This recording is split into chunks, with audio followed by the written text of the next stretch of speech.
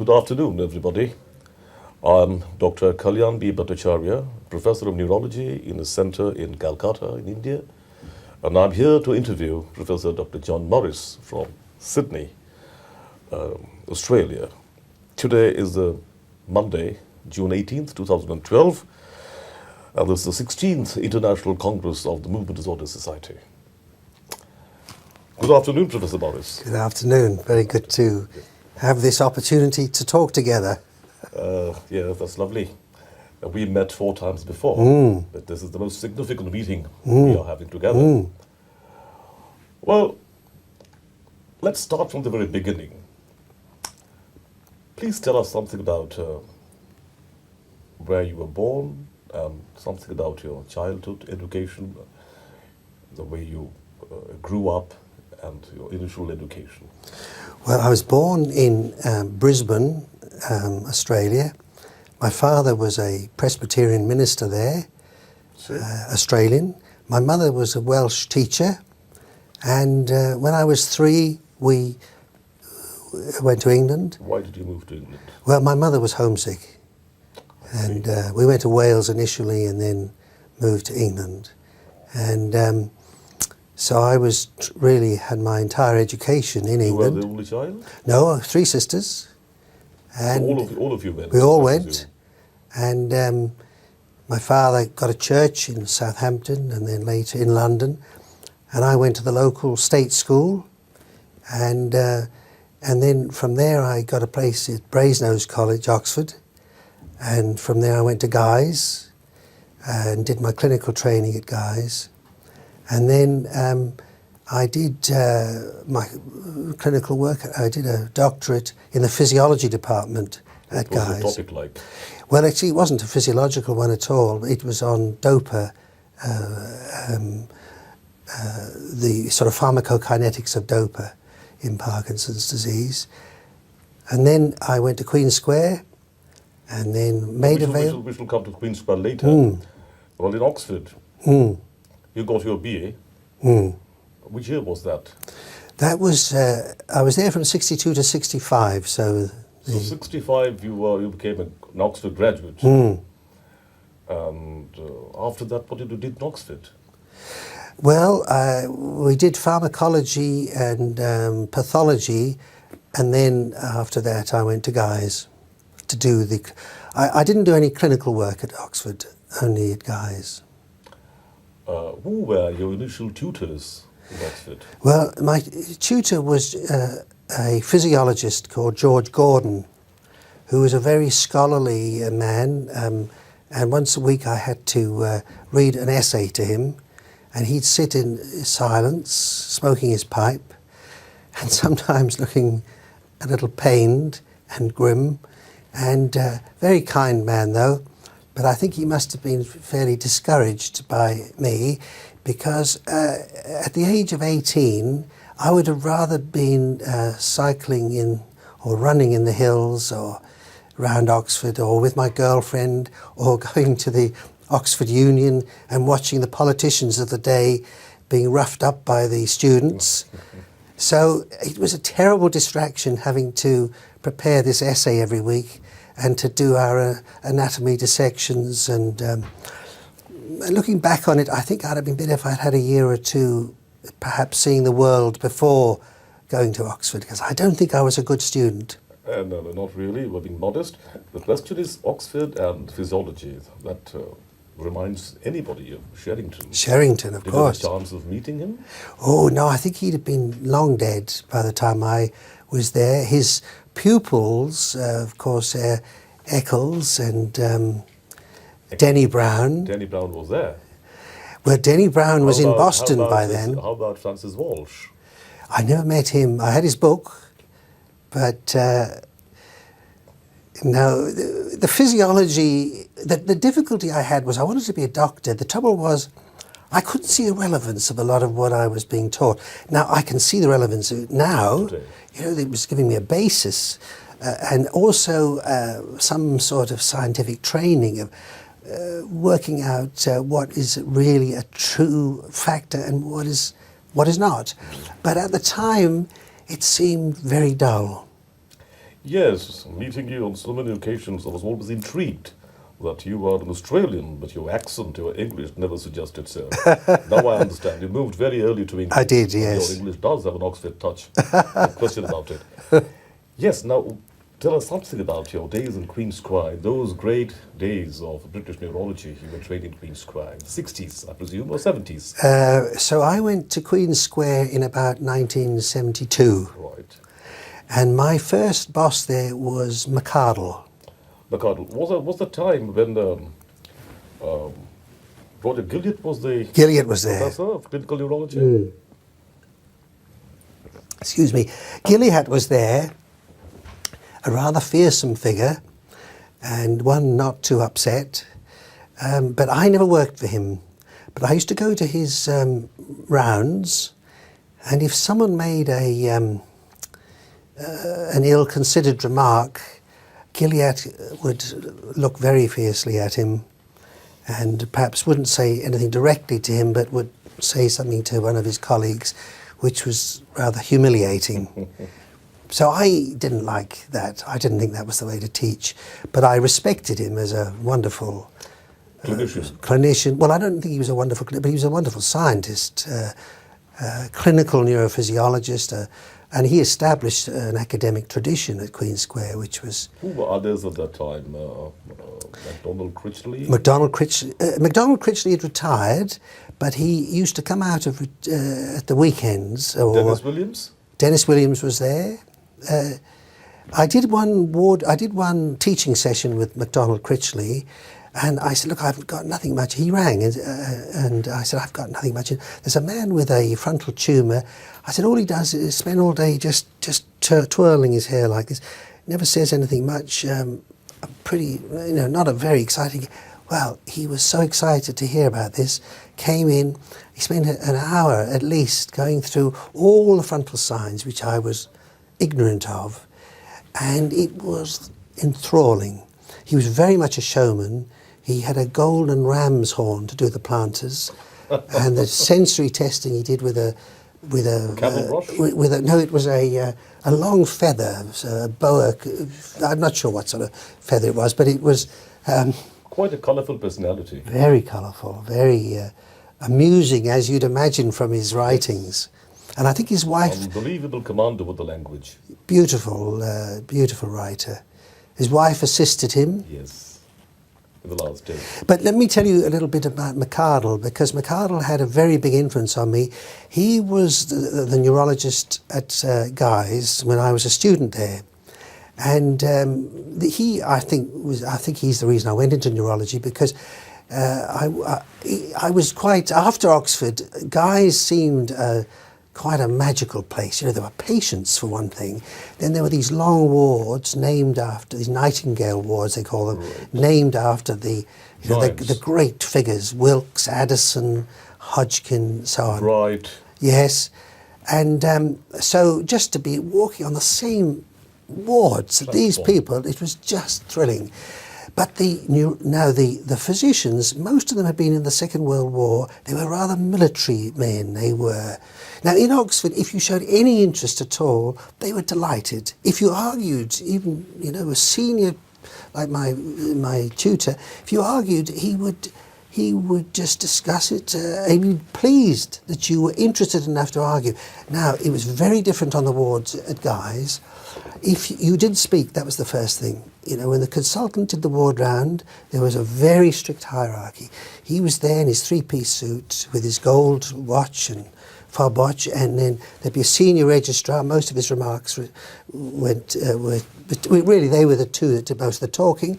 Then there was registrar, houseman, and then the students really were there to listen and learn. And that regimentation was maintained.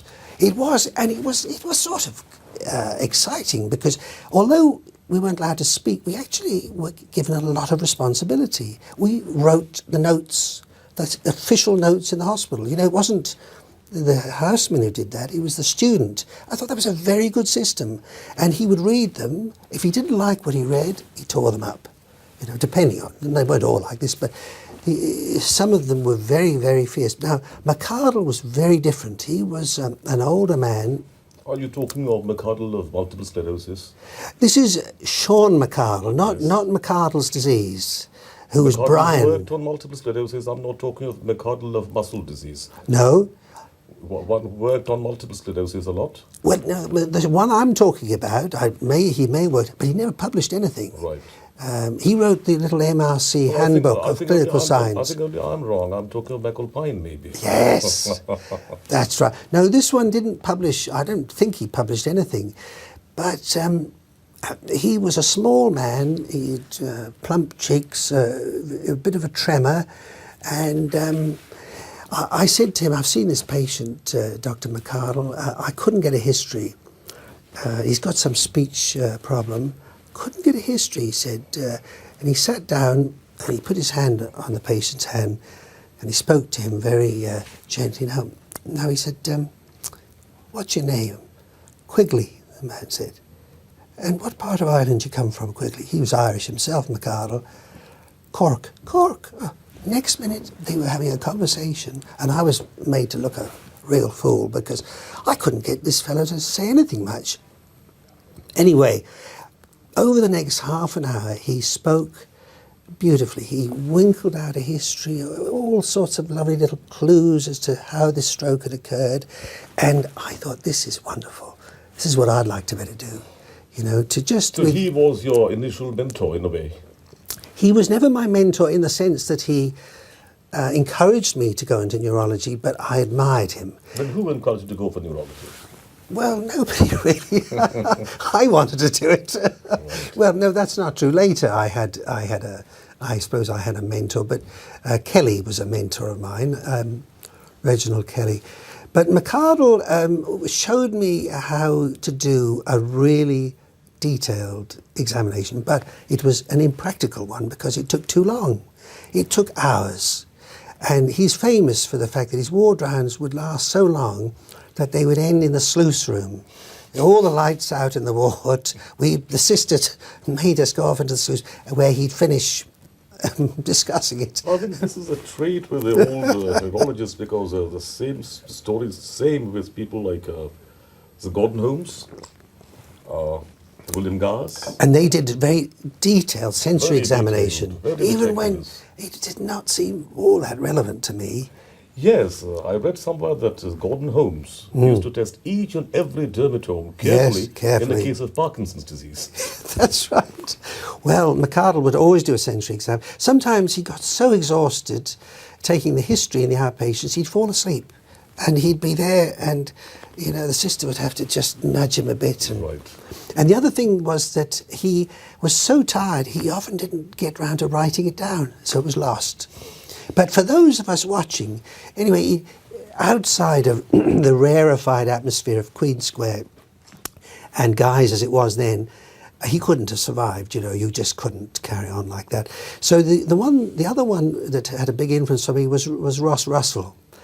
And Ross Russell was the complete opposite. He would listen to your history, he'd check a couple of things with the patient, he'd check a couple of signs, and then he'd make the correct diagnosis and move on.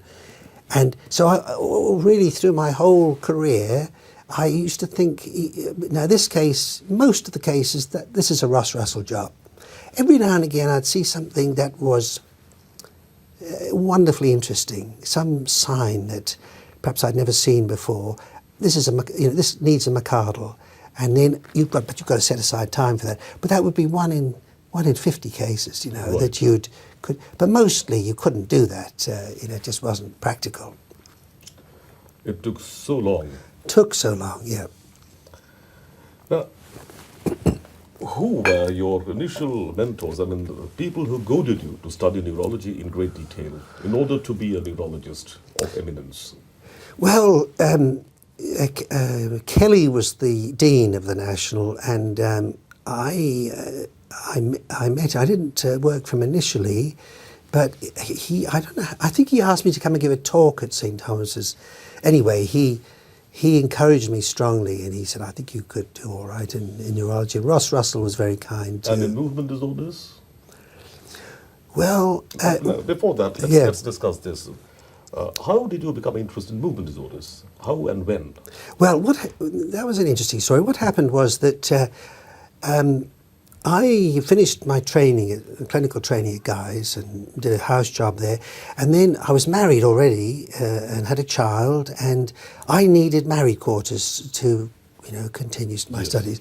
And they had them in Guildford at the Royal Surrey Hospital. Yes. So I went down to Guildford, lovely countryside, Surrey countryside, yes. and there was a very nice neurologist, Des Carroll, and I worked for him there after I'd done my surgical term. And it just so happened he was involved in a trial on levodopa without decarboxylase inhibitor, which he was doing with a psychiatrist called Alec Coppen, who was the person, possibly the first person to recognise the association between serotonin and depression. So he was quite a major figure in psychiatry. And anyway, so what happened was I was really given responsibility for seeing the patients in the trial, and we had it all set out, and we give dopa, grams of it without decarboxylate. I forget how many. Sorry. No, I was going to say keep going. Yeah. Actually, I just go out and tell that. Is it all right, John? Are you comfortable? Very comfortable. Am I doing okay? You're doing wonderfully. We just do it naturally, jump around. That's they can right. edit it, can't they? Right. For instance, this mistake on my part, What was that? McAlpine. We can cut that out. That's deleted. It doesn't matter, does it, anyway? So if it is informally done, it's always natural and better. Exactly. Rather than me reading this, No, we don't want to do that, yeah. No, that's okay. That was just the meeting breaking up in there. So, did you want to ask that question again, sir? No, he was discussing with you.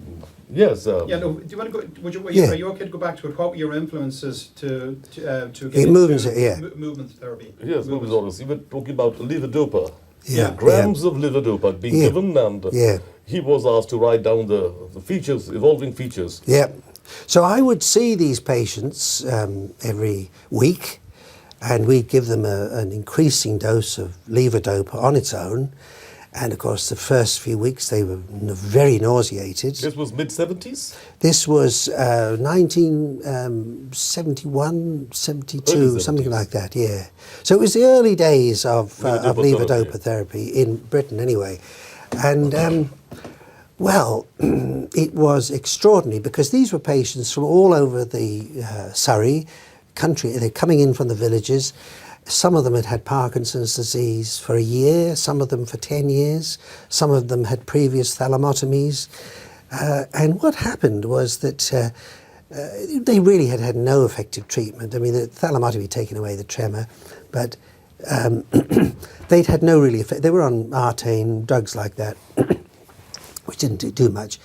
Those were the days when anticholinergics were possibly the only mainstay. That's all they really had, yes. Demantadine was used at that time? No, I think that came a little bit later, but not later. not much later. And well, I remember the patients started coming in after about, I suppose it took about 2 months before we got up to a dose where it was doing something, and it was extraordinary because they would come in saying, oh, wow, I feel so much better. I'm walking around better, I'm moving more freely, the faces had changed. So you are historically a very significant person in that you witnessed, very directly you witnessed the beneficial effects of Absolutely. levodopa in Parkinson's. Yes. It is the gold standard of Parkinson's disease therapy. Yes. So you witnessed directly. Yes. And it was extraordinary because he was a degenerative disease, so what can you do for that? You give them a drug and it actually works. So I was thrilled, absolutely thrilled. Well, I mean, if I'd had any doubt about whether I was going to do neurology, There was no question about that. And you what were was taking up movement disorders as your chosen field in future. Absolutely. And the other thing, though, was that there were questions that were arising that I felt I wanted to try and answer. For example, I would give one patient dopa, and after a few months they would improve. I'd give another person who looked very similar, no effect. No response. And so but the other thing that happened quite soon, within, I forget exactly, but say 6 to 9 months, some of the ones who'd had the disease for a while already started to say it was wearing off. So I thought, well, what's happening here? But others, it didn't seem to wear off. They take it, as long as they took it, there was no fluctuation. And then some of them, of course, began to get, dyskinesis and all that stuff. And there wasn't a lot written about it. There was a very nice little monograph by Donald Kahn that I read, which gave me a very useful insight into the pharmacology of dopa. But I thought, well, there's got to be something to do with how dopa gets into the system and how it's handled. And so I said, right, I just passed the membership exam. I'm going to go. That's what I'm going to study. So. Now, but I had a wife and I had 2 children now. I couldn't, I had no one really who could support me. I mean, I had to support myself. Well, so job was more important too than academics. Exactly. So I took a job teaching physiology in the physiology department at Guy's.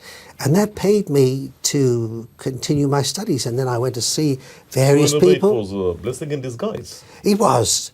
And I went to see various people to get some thought. It was Merton Sandler. I don't know whether you came across him at Queen Charlotte's Hospital.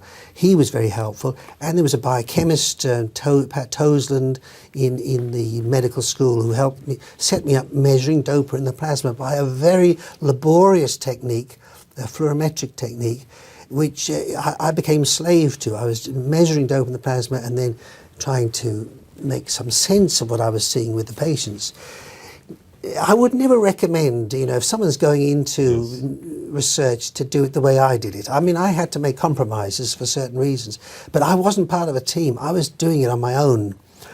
I mean, there's something nice about that too, but you do end up asking rather naive questions, which if you had a very experienced supervisor, they'd say, look, you're not going to get the answer to that. If you work with a good team, with a solid leader, the story is different. It's very different. So I ended up going up a few blind alleys, but I think it was good in a way because I began to get an idea of how research is done.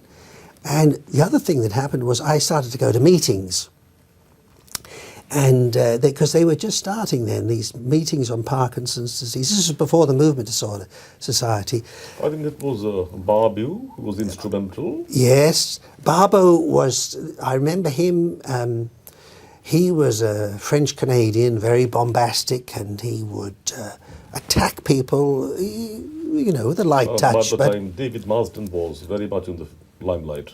Well, David Marsden was interesting because what I admired about him was, first of all, he was a true clinician and scientist. You tended to be one or the other. And I want to come back to this a bit later, why that should be. But he was someone who seemed to have excelled in both. So, but what was so good about him, he'd go to meetings and a junior person would give a talk. And then any questions, David Marsden would start, he said, Marsden, King's College. And then he'd ask a very courteous question, but quite searching. But it was so good because it made that person's talk, more important. David Marsden had asked a question. He was encouraging. That's what I'm saying. He was encouraging people. He could bring out the best from a person. Very best. And he, of course, he gave wonderful talks himself. He was a, he was a remarkable person. We shall get back to him later. Yeah. Now, after these, when did you decide to retire, to go back to Australia, and why? Well, after I'd done a spell at Queen, I'd finished my thesis, and I'd done my training at Queen Square. I was a senior registrar at Atkinson Morley's. Now, what had happened while I was at Queen Square, I met when I was a houseman there, the registrar there was a fellow called John Pollard, who was from Sydney. And I said, I was born in Australia. And he started talking about Sydney, Australia. He said, you should think about coming back. So he was the one who really encouraged me to go to Australia. Now, at the time that I left, I was paid the same as a dustman on overtime. Right. There was a lot of gloom in the health service. I remember every lunchtime and every coffee break, people would be saying, the health service finished, there's no money for equipment, the hospitals are running down.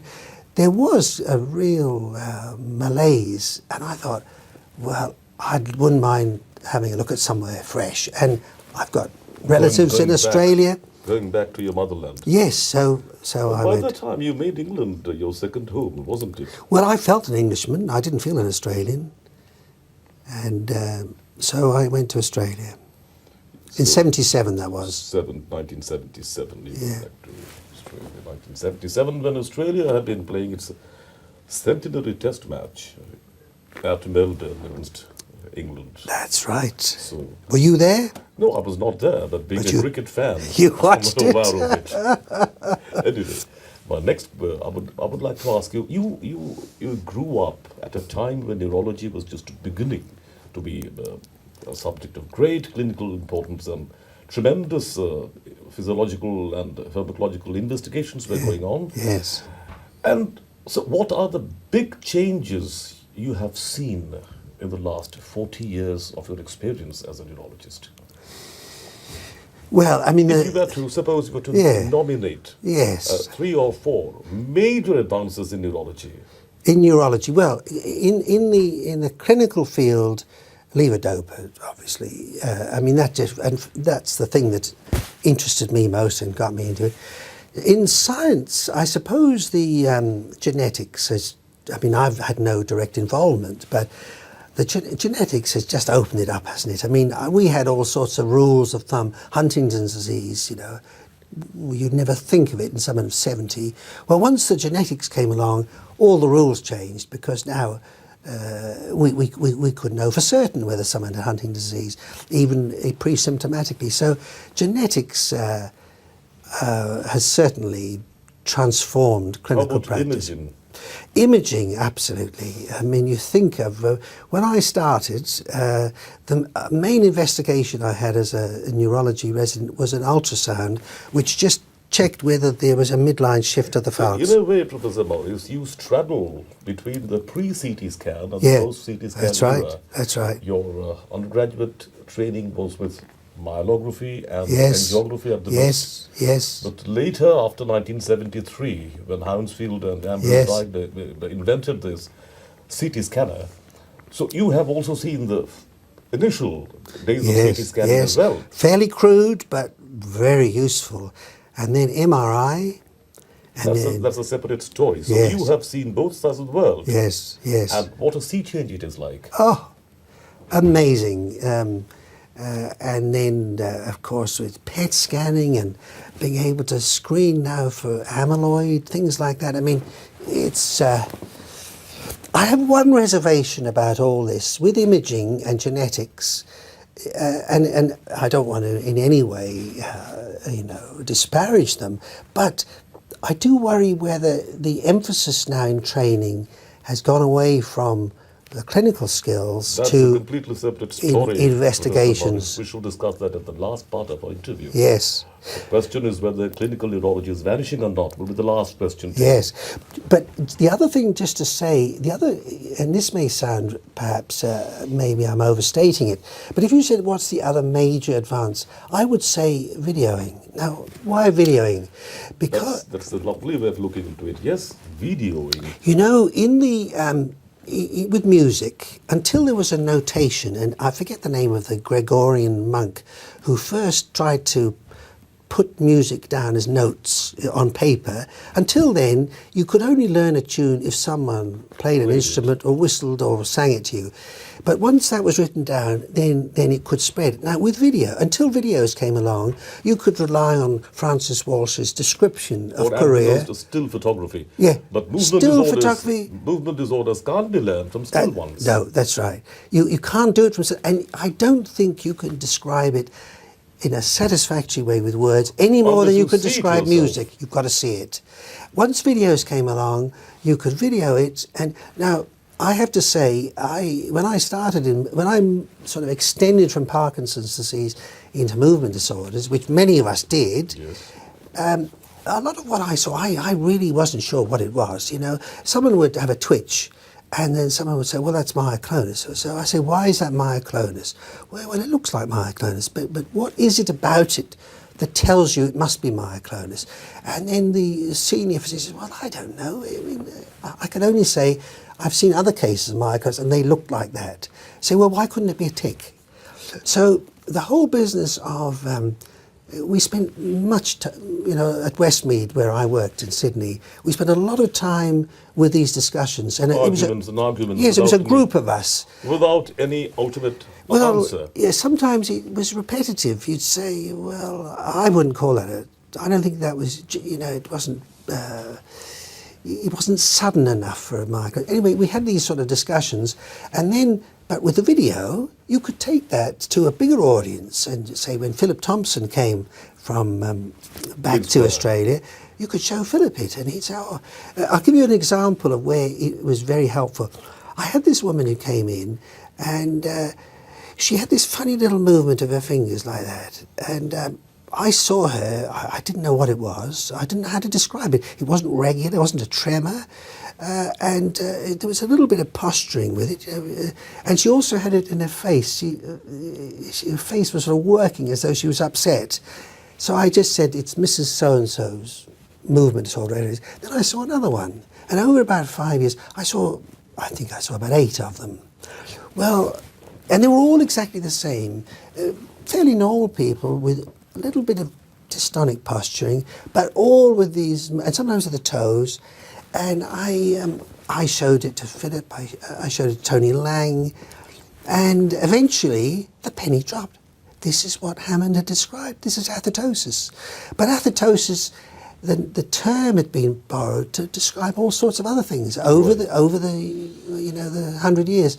But it was through showing videos to different people that I was able to eventually. I fully agree with you, Professor Morris. One great thing that videography has done to us is to understand the phenomenology much better. That's right. Because it's preserved for posterity. Yeah. We can check, recheck, we That's can get right. others to comment on that. That's right. And we can come to the It's the equivalent of notation in music, and what it meant was that you could spread an idea very easily, whereas before you couldn't. And what happened was that there were so-called experts who said, it's this. Right. But now you could say, but you Could it be something else? challenge, exactly. Why not? Why couldn't it be something else? This allegory I liked very much. It's something like truly, it's something like musical notation. Yeah. Unless it's preserved, Yeah. music vanishes in thin air. That's right, exactly. That's right. Nobody else will later be Yeah. able to recognize Yes. or understand what that note, how was it played. Yeah. Similarly, this video is doing Yeah. the same thing in terms of seeing. That's right. Now let me mention one other thing. I mentioned McArdle. I was there when McArdle retired. I saw him walk out of the door, the famous door, you know, at Queen Square, and one of his colleagues said, look at that. Sean McArdle, probably the best clinical neurologist of his day, he's going out of that door with all that experience, all that knowledge, it's gone forever. Well, of course it isn't gone forever because he lived on in his students and what he taught them. Students is there. But I remember thinking then, what a waste. And so from that moment, I thought, when I see something interesting, I'll photograph it or I'll video it. Well, because there wasn't video then. I would film it on 8mm film, or I'd get stills made, and I started collecting. Now, all of this went on through my whole career, and then when it came to retirement, I made good use of it. I put it all together with a colleague who's done the same with paediatric neurology, and we're producing a manual of neurological signs, video manual. So that's been a very enjoyable thing, and I hope that'll come out soon. I fully agree with you, Professor Morris. I also believe in that, which I do myself. Very You sincerely. video yourself? Yes, Yes. always. You can't delegate it. I think you've got to do it because you know what you're trying to. I only features know what I want to see. Exactly. Nobody else can help me. Because there are some, I know some places they will get the technician to video them, but I just don't think it's, I think you should have your camera with you in the clinic. Always I carry one. Now it is very easy. You have a mobile always with Yes, the you could with do the it so camera. easily now. And there is small digital cameras. One Yeah. can carry it. Absolutely. Right now it's in my And beautiful pocket. quality. Beautiful quality. Yes. So I fully agree with you that video. 4 things you said. I really liked your comments. Levodopa, genetics, neuroimaging and videography have changed the whole Changed it. perspective of Yeah, neurology in the yeah. last 40 years or Yeah, so. yeah. Yes, Professor Morris. Now, what were most significant challenges that you had to face in your life? I think the hardest thing for me was combining my love of neurology with some sort of normal life. Now, I married young. I married the girl next door. Whom you knew since your childhood. Yes, since she was 15, and we'd been committed to each other from that age. We married before I qualified, and now I felt the trouble with clinical work. Then I was on every other night and every other weekend, and when I was on, I was in the hospital, particularly in the peripheral hospitals. It was very, very busy. So you're not able to give a lot. My wife really had to rear the children on her own. And when I was off, I was studying for exams or I was writing papers. So it was very hard on her. And I don't know how you get around this. So how could you strike the balance in between? Well, I do. I think you have to have discipline in the sense that I know quite a lot of people. They would come home at 7. They'd have a brief meal with the family, and then they go to their study, and they continue working. I think you can do that if you've got a certain sort of relationship. It would not have done for me. I think when you come home, you really got to give your time to your family. At the weekends, unless you're on call, you've got to spend time with the family. But the trouble is you get behind. We all take on too much work. We like what we do, so it's too easy, I think, to actually neglect your family. So in a way, are you suggesting that if you are committed to science too much, your family is almost bound to suffer? I think so. And it works for a lot of people, but for some it doesn't work. They really feel the wife, of course these days women are doing the same thing, yes. But the partner feels, well, what am I here for? It's I'm obviously very much less important than the rest of your life. But I think this must be even more of a problem in this generation because you've got often both parents are doctors and pursuing careers. So I don't know how they get round it. Professor Morris, when you grew up in the field of neurosciences, did you face any particular obstruction or barrier which was difficult for you to tackle, but you eventually tackled? No, I would say not. I found that, my entire education was free. It's extraordinary these days. So there was no financial barrier. There was in England, of course, there's a very strong class system, but that didn't pose a barrier for me. That didn't bother you at all? I was aware of it. There's no question in England, and coming back to England, I'm aware of it again. In my college at Brasenose, I think 80% would have been public school boys, from Eton and Harrow, those places, and they'd lived a very different sort of life to me. I was son of a minister. We didn't have a lot of money. We weren't poor, but I can't say that they were barriers. That was just a fact of life. Those were there. They were there. Right. And of course, going to Australia, although I was Australian by birth, I speak like an Englishman. So indeed, you do. I told you. But I found the Australians. They said, you're a bloody pom, but they were lovely to me. They, my first annual meeting there. Straight away, they were very warm and friendly and encouraged me, and it was very. So I've had I can't say no I've had qualms about that. None, no. That's right. But what do you personally feel as your most significant contribution to movement disorders? Now, before you say that, let me tell you something. I have always found personally your work on the 15-year. This multicentric longitudinal study on Parkinson's disease, a very, very fascinating one. I read about it or I attended the meeting in 2005, Sydney World Congress, the first time I came to know about it, and I found it an extraordinary work. 15-year follow-up is not a matter of joke. So that I personally feel is one of your great works, and your works on the mitochondrial cytopathies are also to be cited in any case.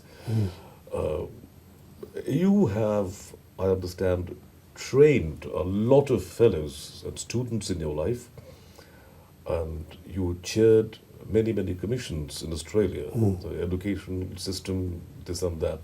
Of all these, which one, if you were to nominate one, which one will you say has been the most significant contribution of yours in the field of movement disorders? Well, that's very hard. Let me. You've mentioned a couple of things. Let me put those in perspective. With the multi-centre study, that was a bit of luck in a way. What happened was that Sandoz put money aside for Paul Teixeira to do a study on bromocriptine. He was coming back from the States to Australia. But then, I don't know what happened, but it all fell through, and they said, well, we've got this money set aside for this trial of bromocriptine. And Jim Lance, who was a senior neurologist in London, in Sydney, said, why don't you take it on, John? So I said, okay, I'll do it. And so this was a 5-year study, so it was a good long study for a drug trial. And I started, now I had an amazing bit of luck, a second amazing bit of luck. Maurice Healy was our first fellow, and in fact our only fellow. And the first 2 or 3 years I ran the show and organised it all with Dudley O'Sullivan particularly, and some other neurologists, but particularly Dudley O'Sullivan. But what happened was that within a very short period, it was obvious Maurice was an outstanding talent. She knew, I think there were 140 odd patients, she knew them all. She knew them all in detail, and she had a very, very analytical mind. And what happened, if I'm honest, after maybe 5 years, really Maurice was the senior investigator. I was very much supportive, in a supportive role, but those papers... You went along with the principal investigator. I really wasn't. I mean, Maurice was the one who was doing it, who was doing the work, seeing the patients, doing the assessments, writing the papers, you know, obviously with our help, but it's very much Maurice's... so, although I'm very proud I had a role in starting it, I have to say it's Maurice's... So you ascribe it more to Maurice than to yourself? You Definitely. You don't think it's your son in that sense? No, I think I was important at the start, but later, and I, you know, running a trial for that length of time, you need a very disciplined mind. I wasn't ideal for that. Maurice was. What do you think is the immediate and the distant future of movement disorders? Well, I think with the improvement in diagnosis with videos, as we've talked about, with the wonderful imaging coming in with the genetics, I mean, it's just very exciting. I think the bit that I'm now, which I don't understand, but which intrigues me, are all the clearly familial disorders which are not due to a single gene abnormality. You know, the common ones, in other words. And I wonder how they're going to work that out. How are they going to be able to diagnose diseases where many genes are involved? I mean, how will they do that? And I would think that's where the future lies, is in mastering that side of things. But I don't know enough about it to comment more than that. I personally believe that in the field of therapy, movement disorders have come a long way since the 1970s or 80s, when I was, of course, I'm about 10 to 15 years younger to you, but my undergraduate study in those days, what I learned in the 70s, what I'm seeing now, it's completely two different worlds. And I presume we have reasons to believe, and we have reasons to be optimistic that the future holds something very bright for us in terms of I think so. therapeutic advances and the diagnosis. Just come to think of it, what it was and what it is now. So that's there, but how much do you think is the movement of the society responsible for such advancements and the international whatever discussions we are having so frequently, so regularly, through so many branches, meetings, sub-meetings, via the website materials, etc.? Well, for me, the Movement Disorder Society has been wonderful because you are brought up to date with the scientific developments, which adds greatly to your interest in managing patients once you know these things. Also, of course, with the demonstration of cases, I mean, that has made such a difference because you'll see a case demonstrated and you immediately think of a patient you've seen. It reminds you of it, and you go home and they've got the same thing. So it strengthens you as a clinician, makes your job more interesting. And there's one thing I wanted to come back to. When DOPA came in, there was this very nice, simple idea. I remember reading in Donald Kahn's book. So here's this disorder where a certain tract degenerates, an nigrostriatal tract degenerates. Those neurons make dopamine. You measure dopamine levels, they're low. So what do you do? Well, you can't give dopamine because it doesn't get absorbed, but you can give the precursor dopa. So here's a model. So I remember in 1972, 73 thinking, this is going to be the model for lots of them. Just find out what the transmitter is. But it didn't work for any of them. So what was different about DOPA and Parkinson's? You think of Alzheimer's disease, where the cholinergic neurons, say, degenerate. You're not going to help them by giving them drugs which boost. So there's something different about, now, I mean, I've had to give lectures on this, and I'm not going to go into it now, but there is something rather unique about Parkinson's. And in a way, it's been a bit disappointing that this type of approach, I'm not saying it doesn't work in any other disease, but mostly it hasn't worked. Yes. So I don't know what the next model will be that will be perhaps more applicable to other diseases. Professor Morris, you are now 68, 69 years of age. Are you still in active practice, in active research? No. Active teaching? No. But you told me that you were doing something to do with the live collection of your videos. Yes, I no longer see patients. I have no clinical responsibility, but I've been collating, distilling, if you like, a lifetime's experience in videos for an atlas of neurological science, and that's been that will be a wonderful contribution to neurosciences, actually. I hope it will. Yeah, because videos, the term videos, immediately it rings as if it's got only to do with the movement disorders, but no, not necessarily. Not at all. Aphasias, eye movements, gaits. It can do everything in everything. all phases of reflexes. medicine, actually. Yes. Even how to elicit the plant to respond Exactly. properly. There's a big section on that and how you interpret the plant. A very difficult sign, I think. A very difficult sign to elicit. And then the history of it, of course, is important too. And so yes. That's a remarkable thing you are doing. Now, if you are now asked to advise the young scientists, people who are into the researchers or teaching or clinical activities, what will be your advice to them? Well, I think you do have to decide whether you're best suited to clinical work or best suited to more basic science. Because I do think, although there are people like David Marsden and a few that you could name who manage to do both, I think most people will excel at one or the other. I fully agree with you, sir. And I've often wondered, I've had some trainees, some registrars, who have been very, very clever, brilliant exam results, done wonderful research, and yet it never really excelled clinically. And I've wondered, well, why is that? What is? And it's quite hard to answer it, but I can give you an analogy that might give you a clue. When I retired 4 years ago, I had to do something. I used to enjoy going down to the clinic. I never knew what I was going to see. There was an element of surprise each day. Well, I needed that. So I took up birding, photographing birds. And in the valley where... Is photography a passion with you?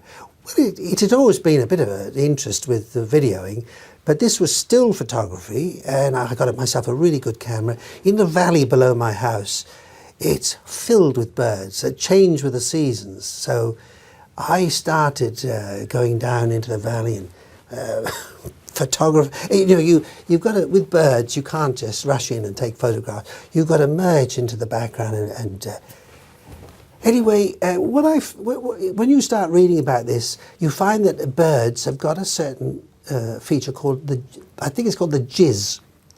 And what it is, you see a bird, you can't even see its full outline, you can just see a little bit of colour, and yet you know instantly that's got to be, an eastern yellow robin or whatever.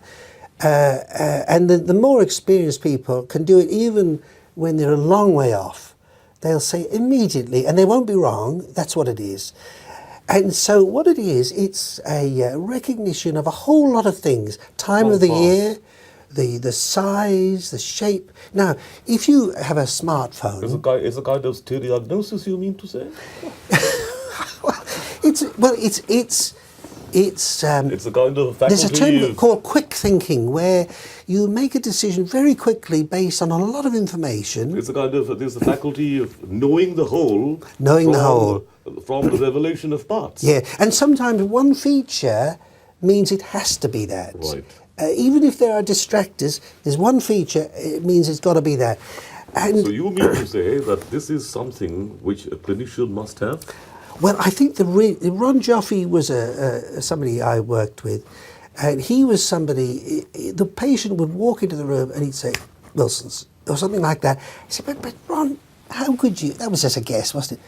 It wasn't a guess. It wasn't a guess. And he'd say, look, I don't know, but I've seen lots of cases of Wilson's, and there was just something about the way his smile, just a posture, and his age, it had to be Wilson's. And so now, if you, with just continuing the analogy, if you have a smartphone and you're out birding and you see a bird, you can feed in what's the length of the beak, what's its colour, what's its size, where did you see it? You can feed it all. Now what happens when you do that, or at least when I do it, is it either says nothing fits, or there are 20 possibilities. In other words, that analytical way of doing it just doesn't seem to work very well. It doesn't get to the jizz. Instinctive. Exactly. Now I found with scientists when they do clinics, I don't want to say all scientists, but if they try to do it in a logical sort of way, they end up with a very big differential diagnosis. That's the whole point. And then they have to do lots of tests. Right. And then often at the next clinic, somebody who can recognise the jizz will say, well, it's such and such. Right. What are we doing all those tests for? And that's the difference. Clinical diagnosis is not arrived at by a logical sequence.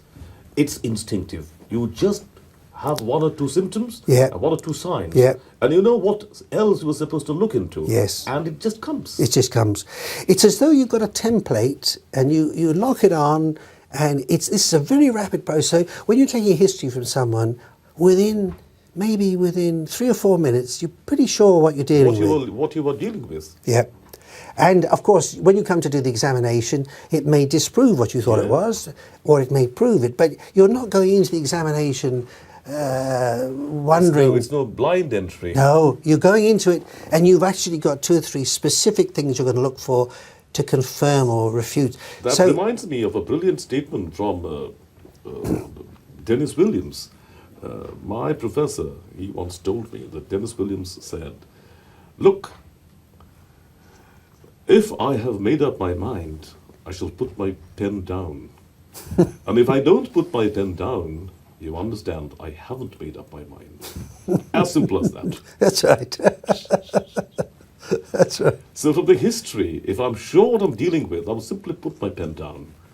But if I go on writing, I'm not yet very sure about what I'm dealing with. That's right. That's right.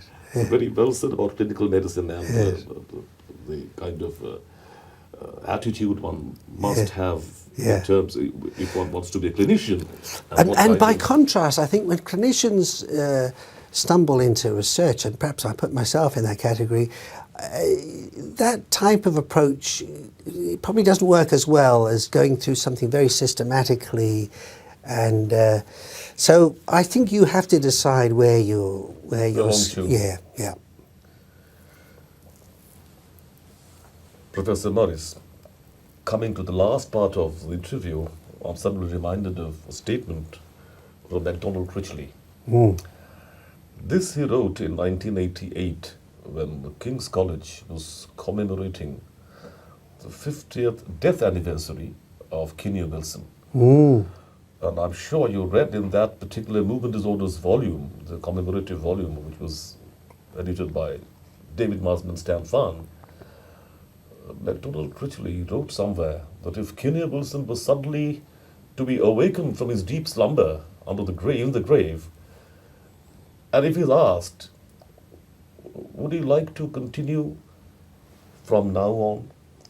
Possibly the answer will be no. He would not like to be associated with these kinds of technological advancements. He would like to carry on with his clinical works. Yes. If I ask you, if I turn the clock back by 20, 30 years, will you go back to that period, or will you take up something afresh now? No, I think Are you, in other words, will you be happy with what you did, or you would like to change your mind? look, I think I could have done things a lot better, but given my particular circumstances, I'm not sure how I could have done it, differently. And I certainly don't regret my career in neurology. I mean, it's been enormously enjoyable, and I'd recommend it to anybody. You don't have any regrets in the field of neurosciences? No, none. Excellent, Professor Morris. Okay. Thanks so much. Thank you.